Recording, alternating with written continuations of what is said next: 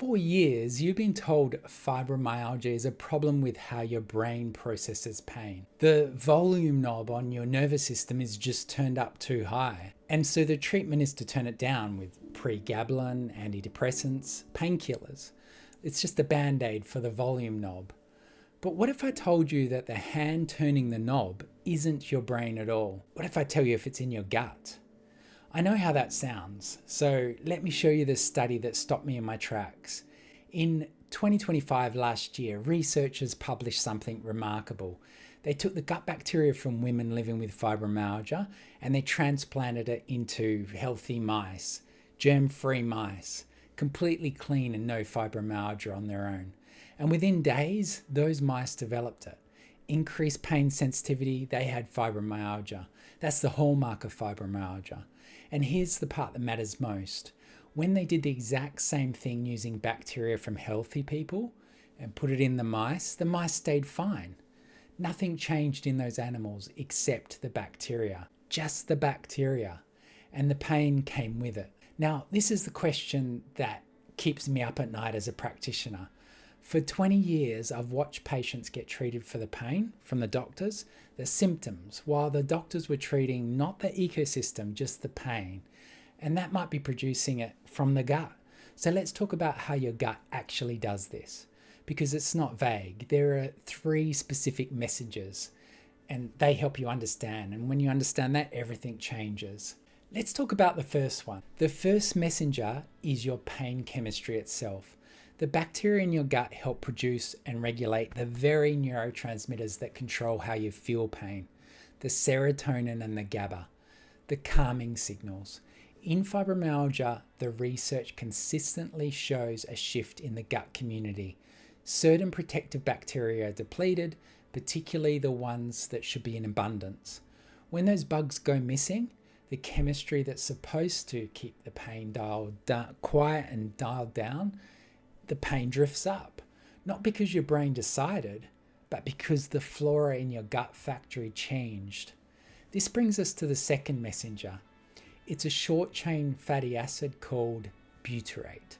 Now stay with me because this is one that hardly anyone talks about. Butyrate is what the good bacteria make when they ferment fiber.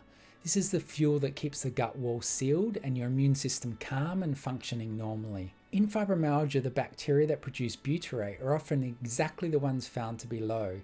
Less butyrate means a leakier, more inflamed gut wall, and a low-grade fire of inflammation is one of the most reliable findings in chronic pain.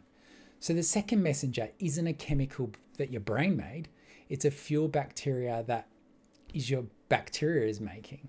And the third messenger, this is the most newest and frankly the most fascinating, it's your bile acid. The studies are showing that people with fibromyalgia have altered bile acids in their blood, and bile acids are shaping directly from their gut. These aren't just for digesting fats, they're signaling molecules. They talk to your nervous system and your immune system. And when the bacteria mix shifts and conversations, they're all messed up.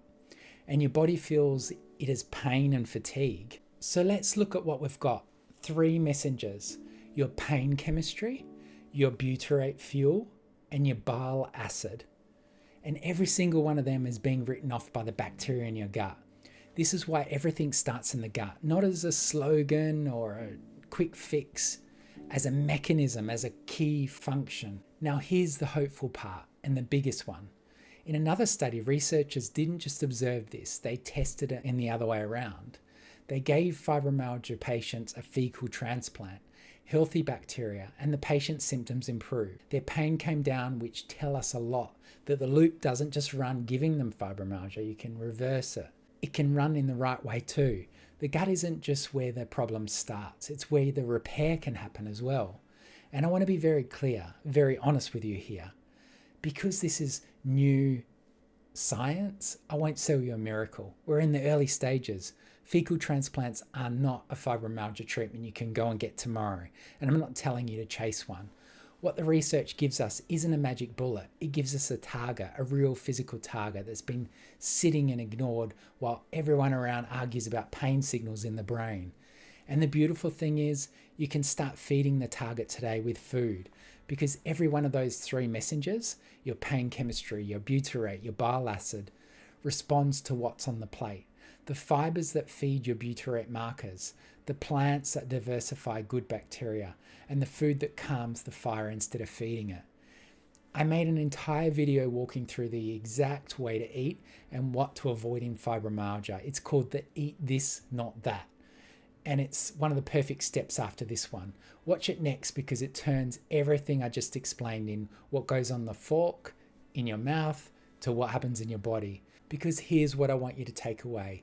You're not just imagining your pain. It's not in your head. The science is now pointing to the fact that some of it may be quite literally be in your gut.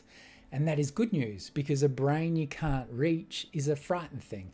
But a gut that you can feed every single day, 3 times a day, that's something you have power over. It's your story. It's your gut. It's your way to fix it. And it's the place to start.